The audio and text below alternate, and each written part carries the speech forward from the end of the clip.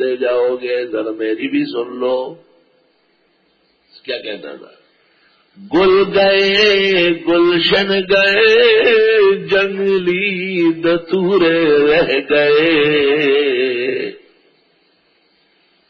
گل گئے گلشن گئے جنگلی دتورے رہ گئے، عقل والے چل بسے بے شعور رہ گئے۔ بھائی شعر پڑھ کے ختم، السلام علیکم، بس ہو گیا۔ ہر جلسے میں یہ سناتا تھا، کیا بہترین شعر ہے۔ گل گئے گلشن گئے جنگلی دتورے رہ گئے، عقل والے چل بسے بے شعور رہ گئے۔ نو خدای سشو اغا خلی خلق، او پا دنیا او پا دن خس پنزلی خلق، او حصو دامد دی خلق سرنشی، او جڑوی بھی اتللی خلق۔ لا الہ الا اللہ۔ عربی میں ایک شعر ہے، اس کو یاد رکھو۔ ذهب الذين يعاش في اكنافهم، چلے گئے وہ لوگ جن کے ساتھ رہنے میں مزہ آتا تھا۔ ذهب الذين يعاش في اكنافهم وبقيت في الناس كجلد الاجربي، ایسے لوگوں میں رہنا رہ گیا جن کے حالات ایسے ہیں جیسے خارشی اونٹ۔ ذهب الذين يعاش في اكنافهم وبقيت في الناس كجلد الاجربي۔ لا الہ الا اللہ۔ والراسخون في العلم يقولون آمنا به كل من عند ربنا وما يذكر إلا أولو الألباب۔ طالب علم یاد رکھو، قرآن میں جب علم دین کا ذکر ہوتا ہے تو یہ ضرور ہوتا ہے کہ عقل والے چاہیے۔ قل هل يستوي الذين يعلمون والذين لا يعلمون، تو آگے ہے انما يتذكر اولو الالباب۔ هذا بلاغ للناس ولينذروا به وليعلموا انما اله واحد وليذكر اولو الالباب۔ يؤتي الحكمة من يشاء ومن يؤت الحكمة فقد أوتي خيرا كثيرا وما يذكر إلا أولو الألباب۔ بے عقلوں کو علم پڑھانا، خنزیر کے گلے میں موتیوں کا ہار ڈالنا۔ سادیا شیرازیا پندی مدی بدذات را، بدذات چو عاقل شود گردن زدن استاد را۔ وہ اپنے خاص طریقے احمقانہ سے دین کو نقصان پہنچاتا ہے۔ ربنا لا تزغ قلوبنا، اے پروردگار ٹیڑھے نہ کر ہمارے دلوں کو بعد اذ ہدیتنا، بعد اس کے آپ نے ہمیں ہدایت دی۔ وہب لنا من لدنک رحمہ، دیجیے اپنے پاس سے مہربانی۔ انک انت الوہاب، بے شک آپ سب کچھ دینے والے وہاب۔ تو جو وہاب پر ایمان رکھتے ہیں وہ ہے وہابی، اور جو اس کے نہ مانے اس کے دل و دماغ میں ہے خرابی۔ مولانا عبدالشکور دین پور، علم سے بھرپور آدمی بے قصور، بیان اس کا سرتا پانور۔ وہ ایک دفعہ کہنے لگے میں حج کے لیے جا رہا تھا، ریل گاڑی میں بیٹھا، ایک آدمی ملا، کہاں جا رہے ہو؟ میں نے کہا عربستان۔ کہاں کیا ہو؟ میں نے کہا پاکستان۔ علم کہاں پڑھا ہے؟ میں نے کہا ہندوستان۔ آپ وہاں بھی تو نہیں ہے؟ میں نے کہا تیرے دماغ میں خرابی تو نہیں ہے؟ اللہ اللہ۔ محمد ابن عبد الوہاب النجدی 1200 ہجری میں برسر اقتدار اس کے لوگ آئے۔ یہ نجد کا ایک موحد عالم تھا، لیکن افسوس کہ تمام علوم پر قادر نہیں تھا، اس لیے کچھ تعبیرات میں غلطی ہو گئی ہے۔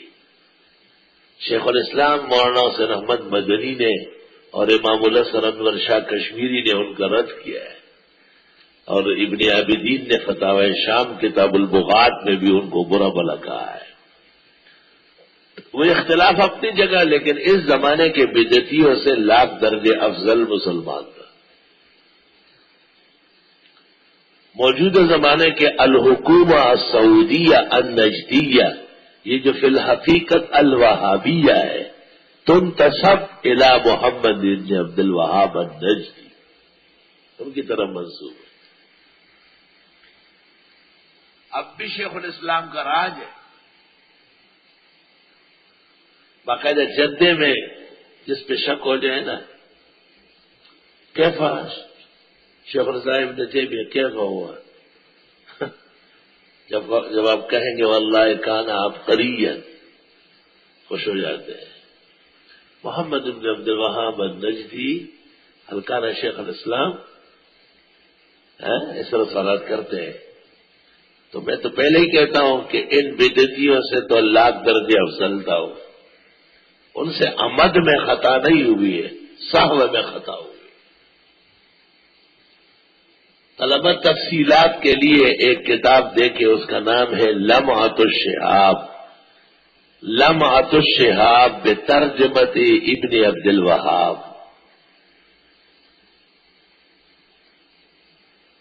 ان کے بھتیجے نے لکھا ہے۔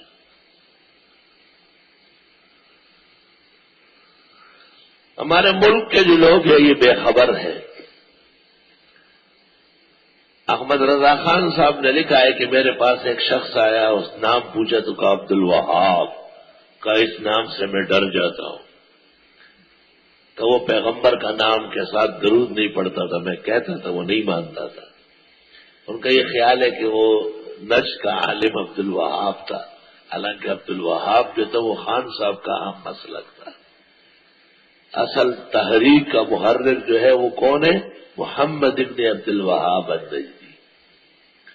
اور اسی ملفوظات میں عبدالعزیز دباغ کا تذکرہ ہے، جن کے شیخ عبد الوہاب تھے، اور دنیا کون نہیں جانتا کہ امام الاولیاء عبد الوہاب الشعرانی کبار متقین میں سے، ہزاروں بہترین افراد عبد الوہاب نام کے۔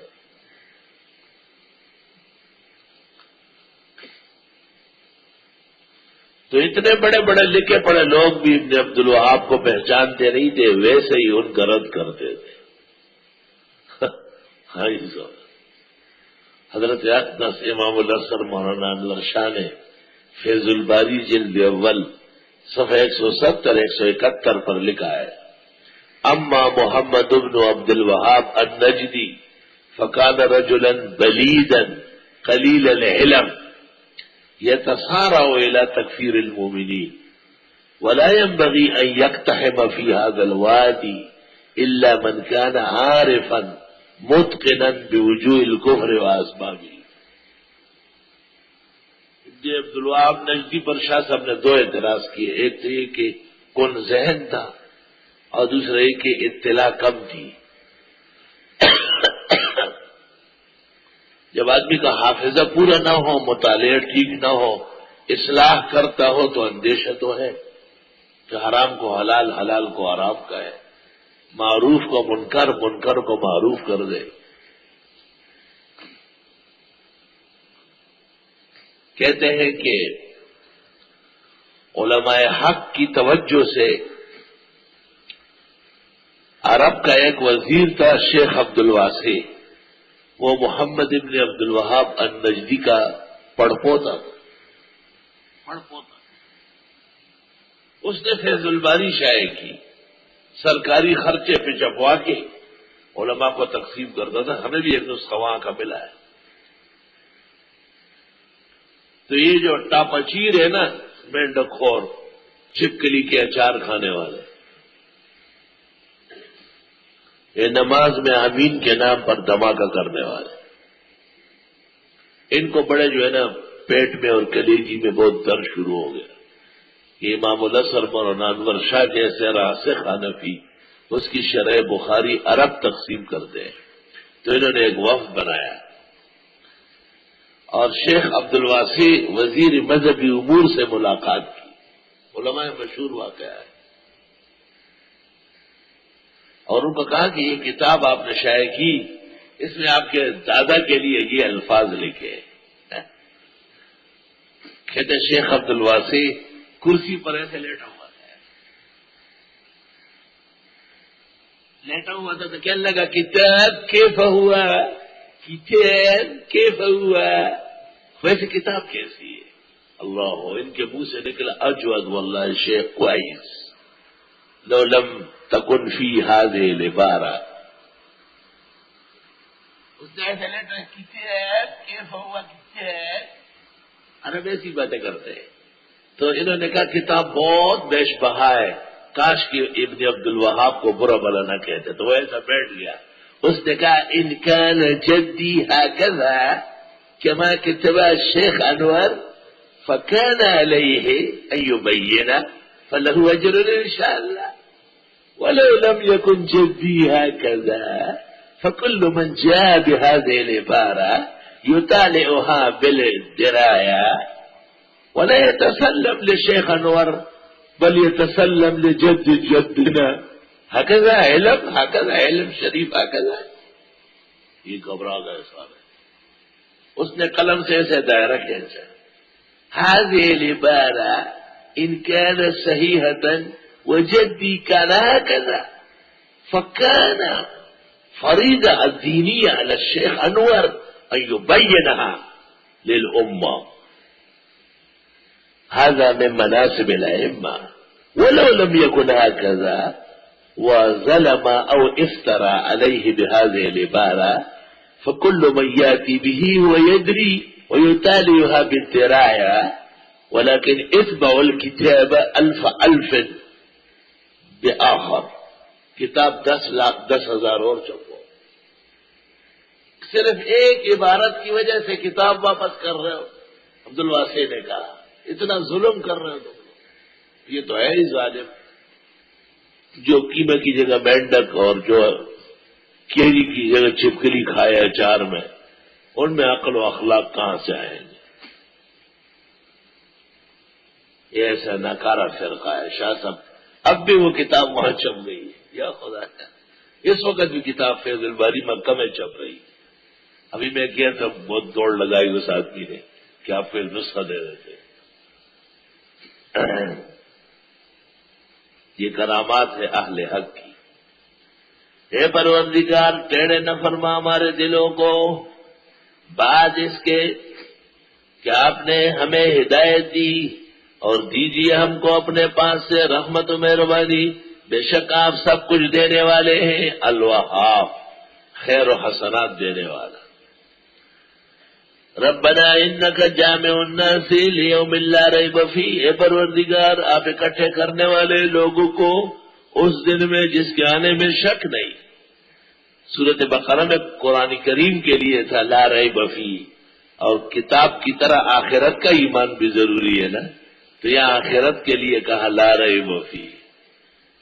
ان الذین کفروا، بے شک وہ لوگ جنہوں نے کفر کیا، وہ اشکال کہ مسلمان غریب ہے، تنگ دست ہے، ہماری تو حکومت سلطنت ہے، جواب سنو کیا جواب دے رہا ہے۔ بے شک وہ لوگ جنہوں نے کفر کیا، لن تغنی عنہم اموالہم ولا اولادہم من اللہ شیئا، ہرگز کام نہیں آئے گا ان کو مال اور نہ ان کی اولاد کچھ بھی، وَأُولَئِكَ هُمْ وَقُودُ النَّارِ، یہ لوگ ایندھن ہے آگ کا، ایندھن خاص خشاک ایندھن، وہ لکڑیاں جو آگ میں جلتی ہے، کھانا پکتا ہے، سالن بنتا ہے، دیگ پکتے ہیں.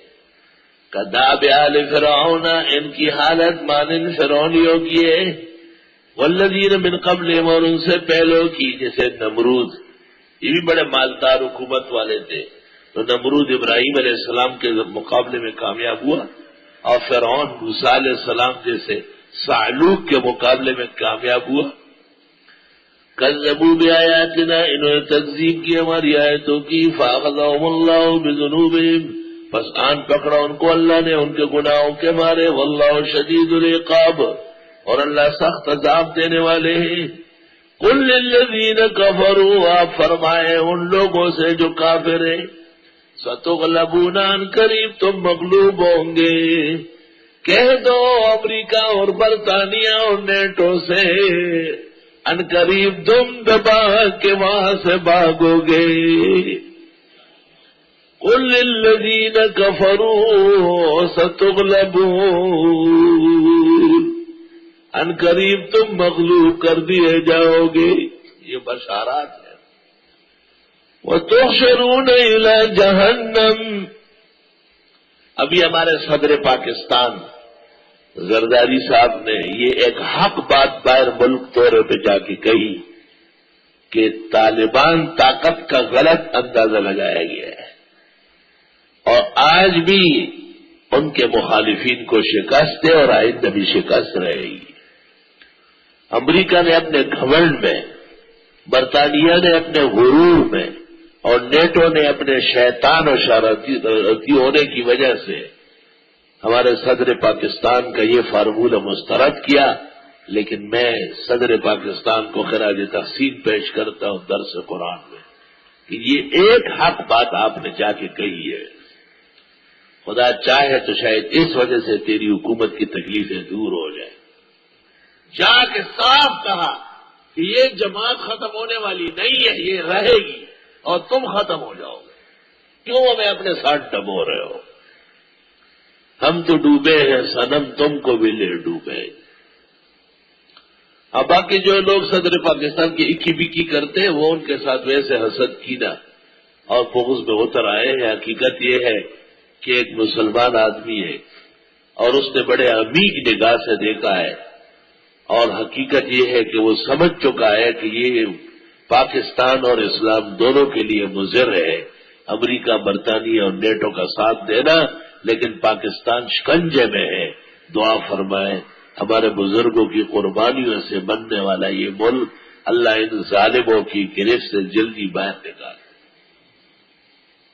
بے فہم باتیں نہ کرو، فہم والی باتیں سمجھا کرو. اس کا یہ ایک بیان پورے دورے کا ماغذ ہے.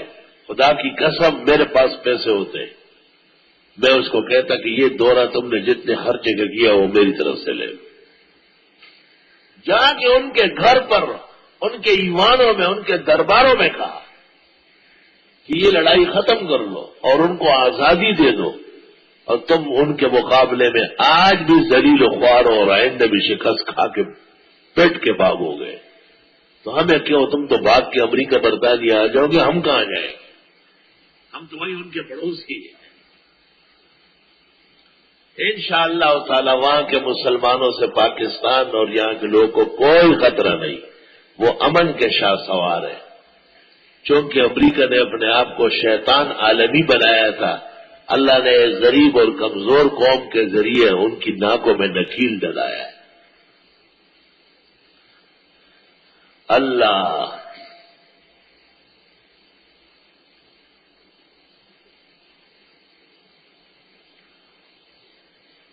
ایک لیڈر جو کسی زمانے میں ہمارے بڑے محسن دوست تھے، وہ پکڑا گیا تو اخبار میں ان کے حالات میں لکھا ہوا تھا کہ 2 مہینے سے اس نے کپڑے نہیں بدلے. ہے لوگ تو نہیں سمجھتے، مگر میں پڑھ کر کے رونے لگا. کیوں؟ کپڑے کون نہیں بدلتا؟ جس کو ٹائم ہی نہیں ملتا. ہے جنہوں نے اپنی جان، زندگی، عزت، آرام ایسا قربان کیا ہو، اللہ ایک نہ ایک دن ان کو سرخرو کرے گا. اور ان کی شب بیداری، ان کے نالے نیم شب، رات بھر ان کا قیام اللیل و تہجد میں نے دیکھا۔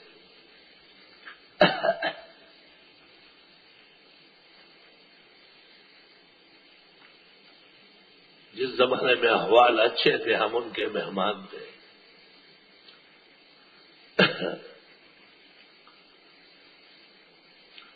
چنانچہ ان کے ساتھیوں نے 21 امریکن گرفتار کیے، 21، اور 21 کے بدلے میں حضرت کو آزاد کروایا۔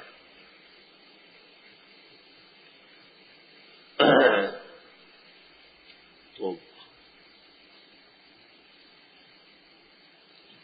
یقیناً جو قوم بھی اسلام کے لیے اور ملک کے وفا کے لیے اس قدر نڈر ہو اور بہادر ہو، اللہ ایک نہ ایک دن ان کو ضرور سرخرو کرے گا۔ قل للذین کفروا، کہے آپ کافروں سے، یا کوئی قرینہ نہیں ہے ان کو اور ان کو، سارے جہان کے کافروں کو ہر زمانے میں کہے، ستغلبون عن قریب، تم پٹ جاؤ گے، وتحشرون الی جہنم، وہ تو دنیا کی سزا تھی، یہ اخروی سزا ہے، اور جمع کیے جاؤ گے جہنم کی طرف۔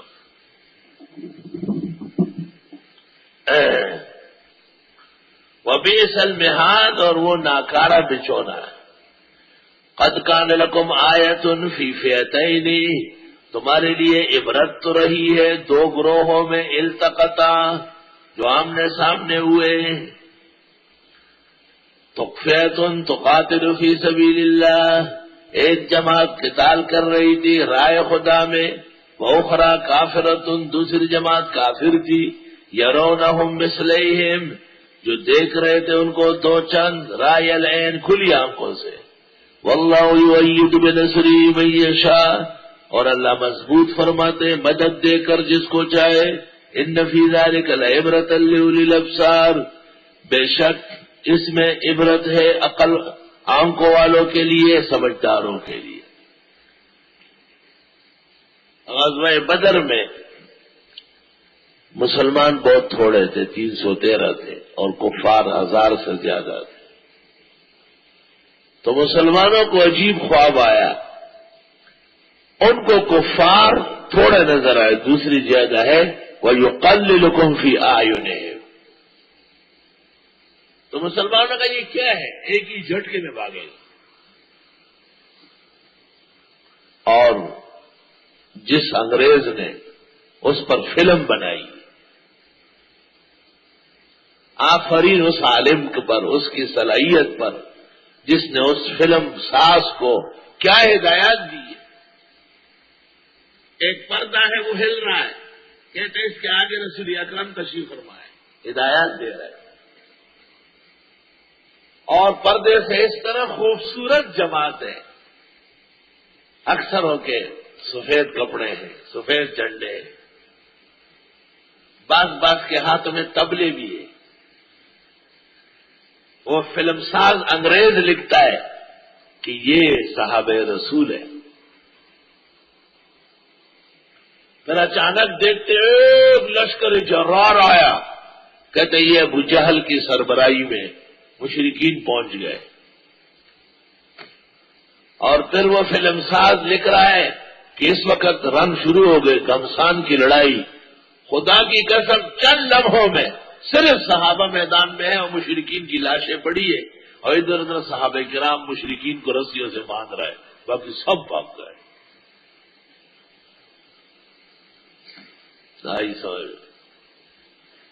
ایک موٹے تازے کو سب کھینچ رہے، اس میں چھوٹے چھوٹے لڑکے بھی ہیں، کہتے ہیں یہ ابو جہل کی لاش ہے، اس کو ابھی گرا دیا، کہ اس کے گرانے کے بعد سب بھاگے۔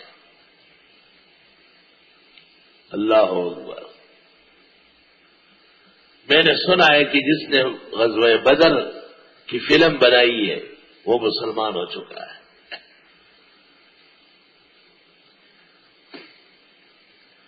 اور جس نے فتح مکہ کی فلم بنائی اس میں 17 انگریز مستعمل، 17 کے 17 کلمہ اسلام پڑھ چکے۔ فلم بناتے وقت کفار تھے، لیکن فلم بناتے بناتے برداشت نہیں کر سکے، اللہ اس لیے تو کہتے ہیں تمہارے لیے کم عبرت ہے. اب یہ بھی دو جماعتیں، ایک مسلمانوں کی جو رائے خدا میں لڑ رہی تھی اور دوسرے کافروں کی، یہ ان کو اپنے سے دو چند دیکھ رہے تھے. اگر یہ ثابت ہو کہ کفار کو مسلمان دو چند نظر آئے تو یہ بھی ایک زبردست بات، کہ کفار کے دل میں روب پڑ گیا. اور بعض جگہ یہ نظر دکھائی دیتا ہے کہ نہیں، ان کو تھوڑے نظر آئے تو وہ آگے بڑھے نا، آگے بڑھے تو پس گئے. واللہ یؤید بنصرہ من یشاء، اور اللہ تائید فرماتے ہیں مدد دے کر جس کی چاہے. ان فی ذلک لعبرۃ لأولی الابصار، بے شک اس میں عبرت ہے آنکھوں والوں کے لیے. آنکھوں والے دیکھ ذرا دیکھ، آنکھوں والا کھڈا ہے، آنکھوں والا کوئی زمین نرم ہے، آنکھیں ہیں نا تو وہ دیکھتا ہے نہیں یہ جگہ جانے کی نہیں ہے. اس کو آنکھیں دے نہیں کہ کدو کریلا بچ جا رہا ہے، انجن کا بغیر ڈرائیور کا ڈبہ چل رہا ہے، راستے میں کوئی بھی ٹکرا گیا. یہ آنکھ والا تھوڑی ہے، یہ ٹٹو والا ہے، یہ ٹٹو بھی سوار ہے.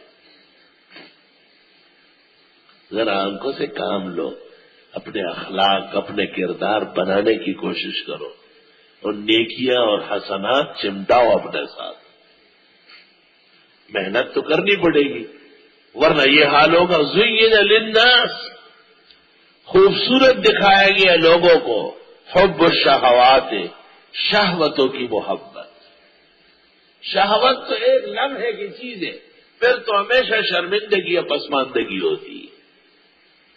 من النساء، عورتوں سے ایک، والبنین، بیٹوں سے دو، والقناطیر المقنطرۃ من الذهب والفضة، اور خزانے جو جمع کیے گئے سونے اور چاندی کے 3، والخیل المسومۃ، اور گھوڑے نشانوں والے 4، والانعام، اور مویشیاں 5، والحرث، اور کھیتی 6، اور اگر ذهب اور فضہ کو علیحدہ لائے تو 7، پورا کا پورا ہفتہ ضائع کر.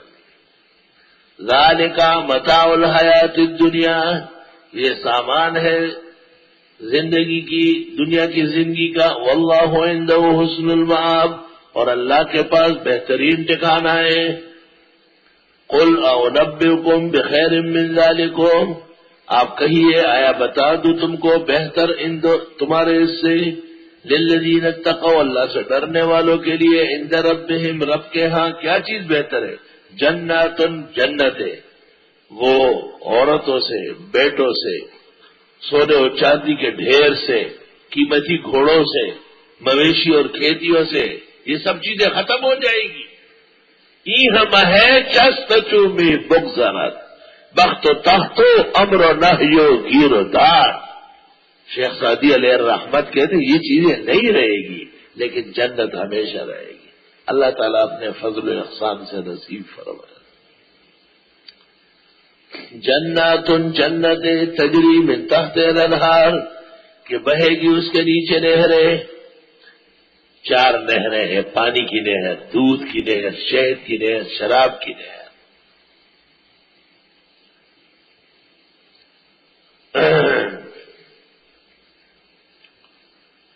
خالدین فیہا، ہمیشہ اس میں رہیں گے. وازواج مطہرہ، اور ان کی عورتیں ہوگی پاک باز. ورضوان من اللہ، اور خوشنودی ہوگی اللہ کی طرف سے، اعلان ہوگا میں تم سے راضی ہوں. واللہ بصیر بالعباد، اللہ دیکھ رہے بندوں کو. الذین، وہ بندے، یقولون، جو کہتے ہیں، ربنا، اے پروردگار، اننا آمنا، بے شک ہم ایمان لائے، فاغفر لنا ذنوبنا، معاف فرما ہمارے گناہ، وقنا عذاب النار، اور بچا ہم کو جہنم کے عذاب سے. دعائیں بہت مانگنا چاہیے. میں نے حدیث کے شروع میں دیکھا کہ جو بہت دعائیں مانگے وہ مستجاب الدعوات بنتا ہے، اور جو نہیں مانگتا ہے وہی مردود الدعوات. درس میں بیٹھنے کے لیے بھی دعا مانگے. صبح سنت پڑھ کر فجر کی جماعت تک بہت وقت ہے، دعائیں مانگے. ہر دعا کے لیے ہاتھ اٹھانا ضروری نہیں ہے. دعا میں حیث و ذکر بھی دعا ہے. بستر پر لیٹ کر سونے سے پہلے خوب دعائیں مانگے. دعائیں مانگتے رہے آپ، دیکھو دل خوش رہے گا، بس باغ بہار ہو جائے گا۔ صبح اٹھ کر کے ابھی وضو کے لیے اٹھ رہے ہیں، اس دوران بھی خصوصی ذکر و دعا کر لیں۔ کھانے کے لیے بیٹھتے ہو، خدا تیرا لاکھ لاکھ شکر، اللہ تو اس رزق کے شکر کی توفیق دے، اللہ میرے بھی لنگر اور اسی طرح خزانے جاری فرمائے۔ کھانے سے فارغ ہو کر یا اللہ اس پر عبادت کی توفیق دے، خدا تیرے ہر لمحے اور ہر نوالے پر لاکھ لاکھ شکر و احسان ہے۔ دعائیں دعا مانگو یار، ہر وقت دعائیں مانگو۔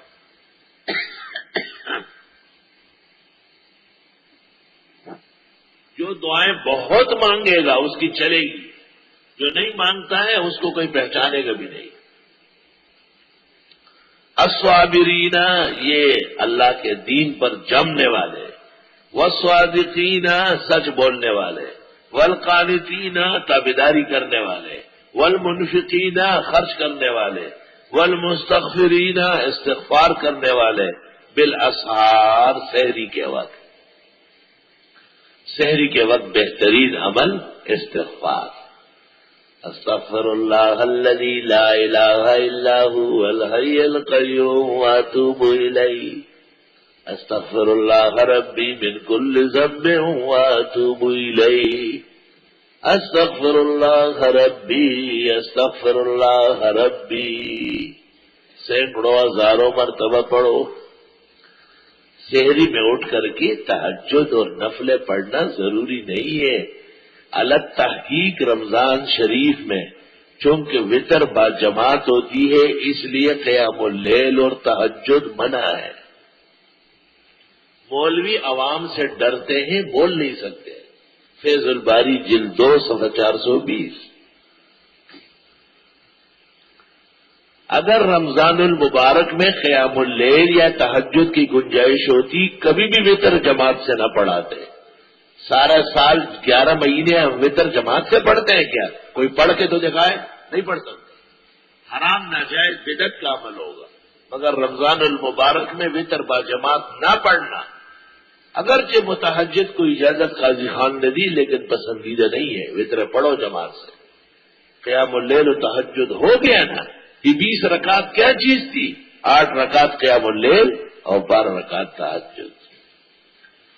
و تفصیلات کے لیے احسن العطر فی تحقیق الرکعتین بعد الوتر، اور احسن النظر فی رد عمی البصر۔ جس نے اس کے خلاف لکھا ہے اس کے خلاف رسالہ ہے، اس کا نام ہے احسن النظر، اس نے اپنے شوشے کا نام نور البصر رکھا، میں نے اس کو کہہ دیا عمی البصر۔ احسن النظر فی رد عمی البصر۔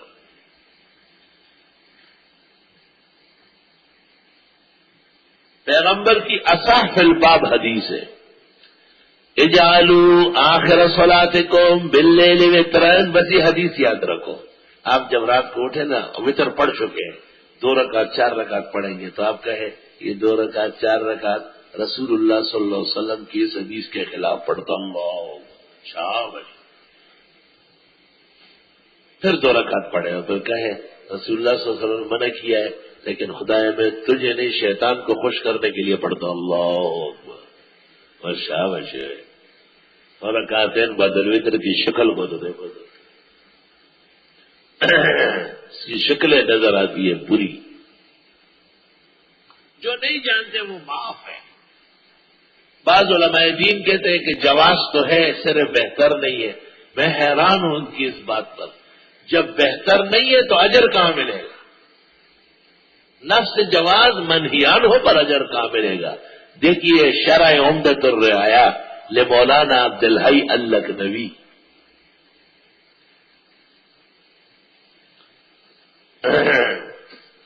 مطلب میرا یہ کہ طالب علم سحری کو تو اٹھتے ہیں نا، غریب اٹھنا ہی پڑے گا، سحری کھاتے ہیں، بڑے جوش خروش میں ہوتے ہیں، تو یہ کہتے ہیں یار کسی اور جگہ پڑھتے تو 2-4 رکعت تو پڑھ لیتے، چلو مولانا تو یہاں نہیں ہے، سحری میں تو باہر آتے نہیں، پڑھ لیتے۔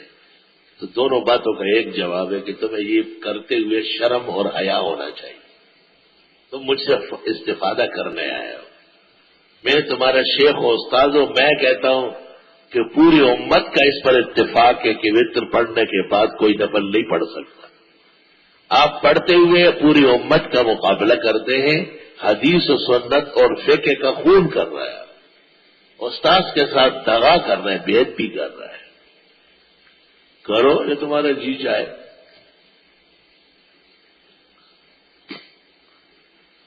ہمارے یہاں ایک بڑا عالم تھا، وہ کہتے نہیں ہم تو ہی نفلیں پڑھتے ہیں، کسی کی کہنے میں نہیں آتے۔ میں نے اس کی طرف دیکھا، میں نے کہا کسی کا کیا مطلب؟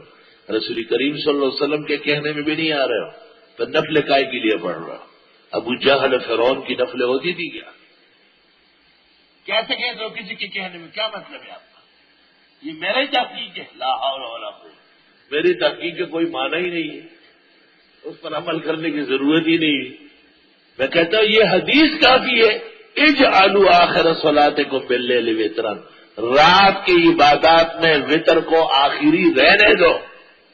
تم جو وطروں کے بعد نفلیں پڑھتے ہو، یہ حدیث کٹ رہی ہے، ذبح ہو رہی ہے۔ حدیثوں کو کاٹنے والے کبھی مسلمان نہ رہے نہ مرے۔ والمستغفرین بالاسحار، یہ رہے جی بڑا اچھا لگتا ہے، سحری کا وقت ہے، اب ادھر زبردست کھانا تیار ہو چکا ہے، خوب لاڈلی دعوت آتی ہے، لیکن دل چاہتا ہے کہ دل نہیں چاہتا، شیطان چاہتا۔ تم نے رات کو وتر پڑھے، فل سٹاپ الی الصباح، بس آپ صبح صادق داخل ہونے کے بعد 2 سنتیں پڑھ سکتے ہیں اور پھر 2 رکعت فرض با جماعت۔ اس سے پہلے وتر پڑھا ہوا آدمی جو بھی نفل پڑے گا وہ سنت، حدیث اور فقہ کے خلاف پڑے گا، اللہ کے ہاں اس پر اجر یا ثواب نہیں، عذاب کا اندیشہ۔ وَلْيَحْذَرِ الَّذِينَ يُخَالِفُونَ عَنْ أَمْرِهِمْ، جو پیغمبر کے حکم کے خلاف کرتے وہ عذاب سے ڈرے، اللہ قرآن میں فرماتے ہیں۔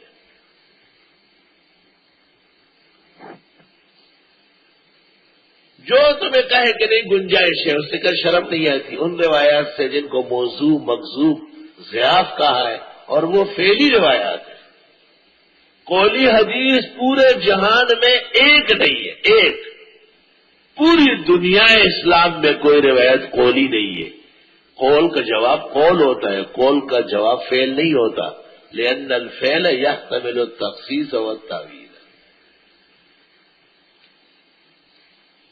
اس کی مثال ایسی ہے جس طرح آپ سے کوئی کہے کہ پیغمبر کی وفات کے وقت کتنی بیویاں تھی، آپ کہے 9، بخاری میں ہے توفی رسول اللہ صلی اللہ علیہ وسلم وَلَهُ يَوْمَئِذٍ 9 نسوتیں۔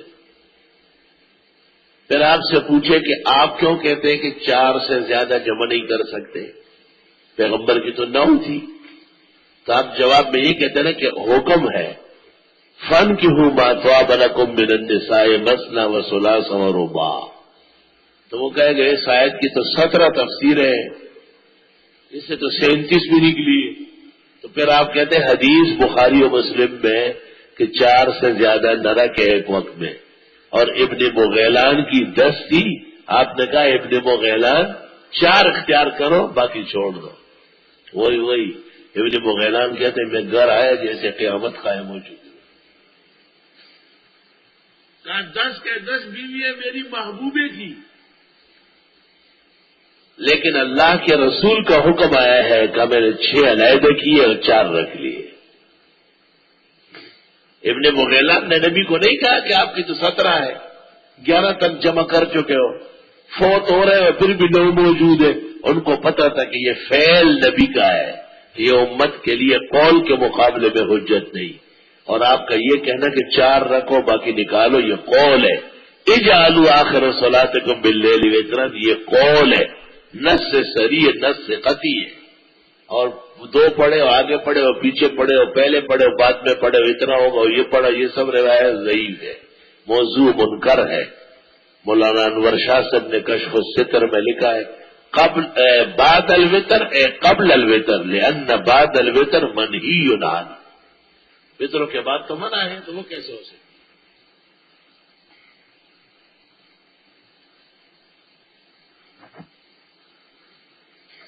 جی تو یہ لوگ غریب کہتے ہیں کہ ہمیں سحری کے وقت تو کچھ نہ کچھ کرنا ہے۔ میں کہتا ہوں خارشی اونٹ جب خامخواہ تجھے خارش ہو ہی رہی ہے، تو یہ قرآن سے سبق لے لو نا، استغفار کرو، زور زور سے کرو، آہستہ کرو، بار بار کرو، خوب کرو، تلاوت کرو، ذکر کرو، دعائیں مانگو، بس تمہیں دنیا میں ایک نفل پڑھنے کو ملے اور کوئی کام نہیں ہے۔ والمستغفرین بالاسحار۔ تو سحری کے وقت بہترین اعمال میں سے قرآن کریم کے مطابق وہ استغفار ہے۔ شہد اللہ انہ لا الہ الا ہو، گواہی دیتے اللہ کہ نہیں ہے لائق عبادت مگر وہی ہے، والملائکۃ اور فرشتے بھی، وَأُولُو الْعِلْمِ اور علماء کرام بھی، قائما بالقسط قائم ہے توحید پر، قائمن حال ہے سب سے، یعنی قائمین بالقسط بالتوحید، یہ ایک توجیہ ہے۔ دوسری توجیہ تفسیر یہ ہے، گواہ ہے اللہ اور فرشتے اور علماء قائما بالقسط کہ اللہ متصف ہے صفت توحید کے ساتھ، قائما شہد اللہ سے حال ہے، قائما حال کونہ جل وعلا، قائما متصفا بالقسط بالتوحید۔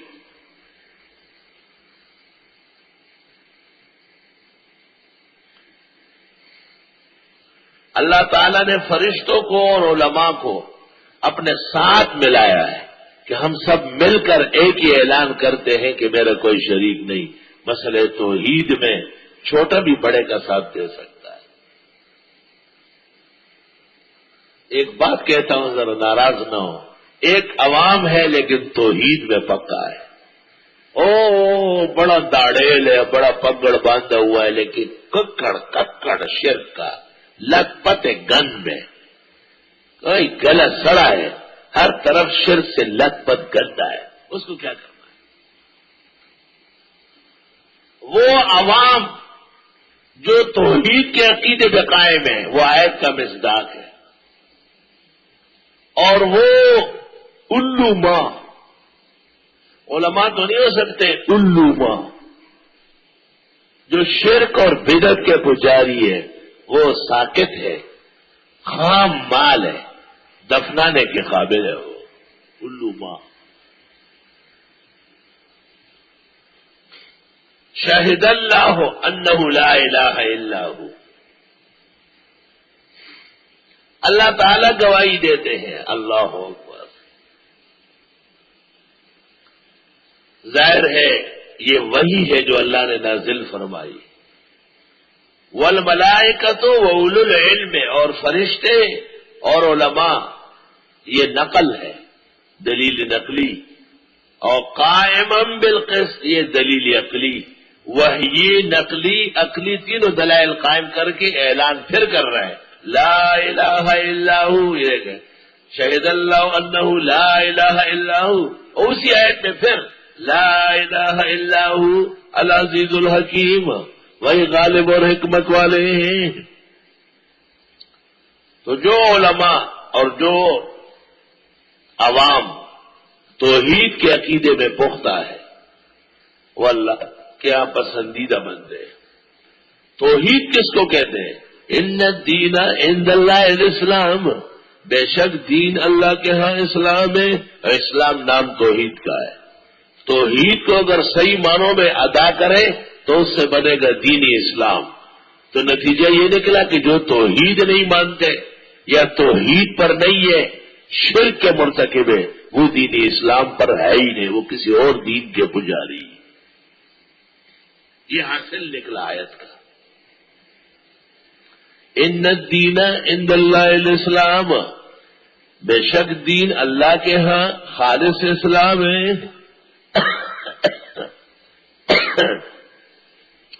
وَمَخْتَلَفَ الَّذِينَ أُوتُوا الْكِتَابَ، نہیں اختلاف کیا ان لوگوں نے جن کو کتاب دی گئی، إِلَّا مِن بَعْدِ مَا جَاءَهُمُ الْعِلْمُ، مگر بعد اس کے کہ آگے ان کو علم، بغيًا بينهم، ضد کرتے ہوئے آپس میں، فطروں کے بعد نفل پڑھتے پڑھاتے ضد کر کے، بغيًا بينهم، جانتے ہیں کہ خدا کا کوئی شریک نہیں ہے، پھر بھی باب درگاہوں کو جو سلوک کرتے ہیں وہ دلیل ہے کہ یہ توحید مانتا نہیں، بغیم بینہم، ضد کرتے ہوئے آپس میں۔ وَمَن يَكْفُرْ بِآيَاتِ اللَّهِ، جو نہ مانے اللہ کے احکام، فَإِنَّ اللَّهَ سَرِيعُ الْحِسَابِ، بس بے شک اللہ تو جلدی حساب کرنے والے ہیں۔ فَإِنْ حَاجُّوكَ، اگر یہ لوگ اب بھی لڑے آپ سے توحید کے بارے میں، فَقُلْ أَسْلَمْتُ وَجْهِيَ لِلَّهِ، آپ فرمائیں میں نے سپرد کیا اپنے آپ کو اللہ کے، مراد وجہ سے کل کا کل ہے، اشرف الاعضاء ذکر ہوتا ہے۔ وَمَنِ اتَّبَعَنِ، اور جو میرے اتباع کرتے ہیں ہم سب سپرد خدا ہے۔ وَقُلْ لِلَّذِينَ أُوتُوا الْكِتَابَ وَالْأُمِّيِّينَ، اور کہیے ان لوگوں سے جن کو دی گئی کتاب اور ان پڑھ لوگ، أَأَسْلَمْتُمْ، تم بھی سپرد خدا ہو؟ فَإِنْ أَسْلَمُوا، پس اگر وہ اسلام لے آئے، فَقَدْ اهْتَدَوْا، تو یہ رائے راست پا گئے۔ وَإِنْ تَوَلَّوْا، اور اگر منہ موڑا، فَإِنَّمَا عَلَيْكَ الْبَلَاغُ، بس بے شک آپ کے ذمہ پہنچانا ہے۔ وَاللَّهُ بَصِيرٌ بِالْعِبَادِ، اور اللہ دیکھ رہے ہیں بندوں کو۔ ان الذين يكفرون بآيات الله، بے شک وہ لوگ جو نہیں مانتے اللہ کے احکام، ويقتلون النبيين بغیر حق، اور قتل کرتے پیغمبروں کو ناحق، ويقتلون الذين يأمرون بالقسط من الناس، اور قتل کرتے ان لوگوں کو جو حکم دیتے ہیں انصاف کرنے کا۔ انصاف تو یہ ہے کہ خدا کے ساتھ شرک مت کرو، یعنی توحید کا لوگوں میں سے۔ فبشرهم بعذاب علیم، بس بتا دیں ان کو، بشرهم تجرید ہے، اخبرهم، بتا دیں ان کو دردناک عذاب کا۔ اولئک الذین حبطت اعمالهم فی الدنیا والآخرہ، ان لوگوں کے ضائع ہو گئے اعمال دنیا و آخرت میں۔ وما لهم من ناصرین، نہیں ہوگا ان کو چھڑانے والے۔ الم تر الی الذین اوتوا نصیبا من الکتاب، آیا دیکھا نہیں آپ نے ان لوگوں کو جن کو دیا گیا ایک حصہ آسمانی کتاب کا؟ توریت، زبور، انجیل، اس کو حصہ کہا کیونکہ اصل کتاب تو قرآن آنے والی تھی۔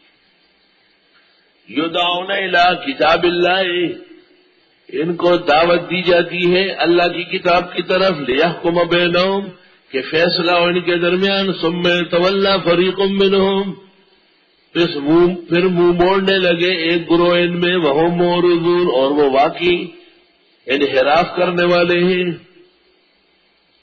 ان کو کتاب آسمانی کا ایک حصہ ملا اور ان کو کہا گیا کہ لوگوں کو سمجھاؤ کہ وہ توحید مانیں، لیکن انہوں نے ایسا نہیں کیا۔ ذالک بانہم قالوا لن تمسنا النار الا ایاما معدودات، اس لیے کہ کہتے تھے ہرگز نہیں چھوئے گی ہمیں آگ مگر چند دن۔ وغرہم فی دینہم ما کانوا یفترون، اور دھوکہ دیا ان کو ان کے دین کے بارے میں وہ جو جھوٹ گڑتے تھے۔ ارے ہم پیارے ہیں، ارے ہم تو ولیوں کے ماننے والے ہیں، اپنے منہ میاں مٹھو، توتی چرخرے ہے، توتی ہے چرخرے۔ کوئی تجھے کہے کہ تو پیارا ہے تب پیارا بننا، قرآن تجھے کہتے کہ تو بیکارا ہے، پیارا نہیں ہے، لعنتی ہے۔ تیرا منہ یہاں بھی کالا ہے، توحید کے سامنے و آخرت میں دور ذلیل ہو جائے گی۔ فَكَيْفَ إِذَا جَمَعْنَاهُمْ، کیا حال ہوگا جب ہم ان کو اکٹھے کر کے لائیں گے، لِيَوْمٍ لَا رَيْبَ فِيهِ، جس دن کے آنے میں شک ہی نہیں ہے۔ وَوُفِّيَتْ كُلُّ نَفْسٍ مَا كَسَبَتْ، پورا دیا جائے گا ہر انسان کو جو اس نے کمایا۔ وَهُمْ لَا يُظْلَمُونَ، اور ان کے ساتھ ظلم نہیں ہوگا، یعنی نیکیاں کم نہیں کی جائے گی۔ قُلِ اللَّهُمَّ مَالِكَ الْمُلْكِ، آپ فرمائیے اللہ بادشاہوں کے بادشاہ، بادشاہوں کے بادشاہ کو کہتے ہیں شاہنشاہ۔ اے شہنشاہ مطلق تؤتی الملک من تشاء، آپ دیتے ہیں بادشاہ جس کو چاہے، وَتَنزِعُ الْمُلْكَ مِمَّن تَشَاءُ، اور چھینتے ہیں راج جس سے چاہے۔ ایک ہی سفر میں وہ مزلل کو پاکستان کا اقتدار دیا گیا، مشرف نہیں مزلل، اور اس سے پہلے ایک بہت بڑا پاکستان کا جنرل بما 37 قیمتی انسان ہو کے ہوا میں بکھر گیا تھا، یہ بھی بکھرنے والا تھا، نیچے اترا تو علماء و مدرسوں کے خلاف، جہاد و شاعر دین کے خلاف، مغرب کو خوش کرنے کے در پہ ہوا۔ کیسے حکومت چھن گئی؟ وَتُعِزُّ مَن تَشَاءُ، اور آپ عزت دیتے جس کو چاہے، وَتُذِلُّ مَن تَشَاءُ، اور ذلیل کرتے جس کو چاہے، بِيَدِكَ الْخَيْرُ، آپ ہی کا اختیار ہے، تیرے ہاتھ میں خیر ہے، شر بھی ہے، نسبت ہمیشہ عمدہ ہوتی ہے۔ آپ کہتے میں نے